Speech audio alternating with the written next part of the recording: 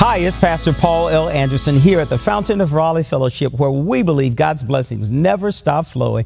It is Worshipful Wednesday. You know what we do on Worshipful Wednesday. We throw up our hands. We give God praise. Some folk call it hump day.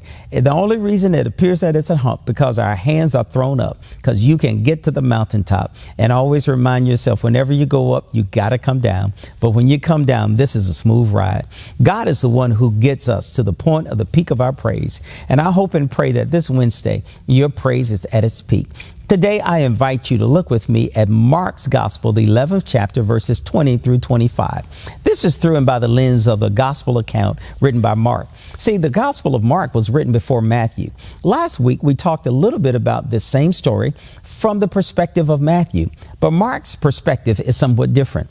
Remember, Mark writes this. Mark writes us and gives us a very powerful word that Jesus is with his disciples. Mark, the 11th chapter, verses 20 through 25. And now that morning, the next morning, Jesus and his disciples passed by the fig tree that he has cursed the day before. This is very different from Matthew's account. In Mark's account, they come by the next day and they see that it is withered and the roots have withered up as well. They find out that this tree looks as though something tragic has happened to it. It has died. It is no longer bearing fruit. The day before, Jesus was with his disciples, and when he passed by the fig tree and saw that there were no figs on it, he cursed it, and it began to wither. Here in this text, it begins to remind us that Jesus tells them that is something that is so powerful. He says that just as I spoke to this situation, to this tree, you can speak to the situations that are around you. Matter of fact, you can speak to a mountain and say, be thrown into the sea, and it will happen if you do not doubt in your heart. He begins to address the heart of the matter. Whenever you and I say something and believe it from our heart, that is the core of it. Whenever we believe with our full heart what God is doing, God does something powerful.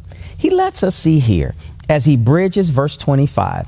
When you are praying, first forgive anyone if you're holding a grudge against them.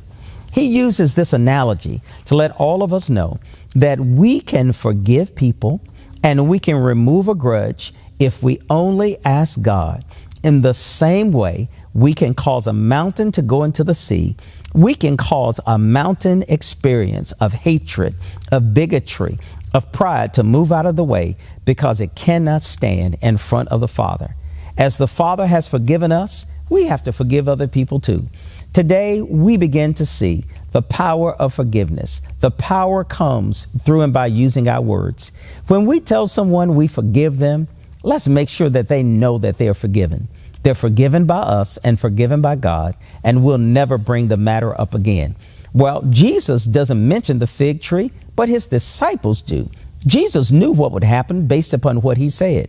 If you and I could just do the same thing, whatever we have spoken into existence, whatever we have said that God has said, you know it has to happen. So today, I want to remind you, speak to your circumstance, speak to your situation, speak to the unforgiveness, speak to the grudges, tell them move out of the way because God is on his way. And you and I will both say that I'm exceedingly and abundantly blessed because God has a great blessing in store for you. And for me, in this year of 20 and 23, it's going to be bigger and better than you ever thought it would be. So take the Lord with you everywhere you go, and I look forward to sharing with you again on tomorrow.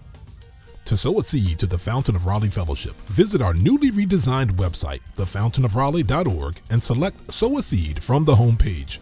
Also, giving has been made easier with the new Fountain of Raleigh app, available now in the Apple App Store and Google Play Store. Download today, select giving from the main menu, and then follow the directions to complete your giving through Subsplash. Thank you so very much for all of your gifts and donations that you've given to the Fountain of Raleigh Fellowship. We thank you for what you've done in the past, what you're currently doing, and what you will do in the future. Your gifts and donations helps us to spread the gospel of Jesus Christ, not only locally, but throughout the world. Thank you again for your gifts, and may God continue to richly bless you. It is here at the Fountain that we believe that we are exceedingly and abundantly blessed, and may you receive those blessings that God has in store for you.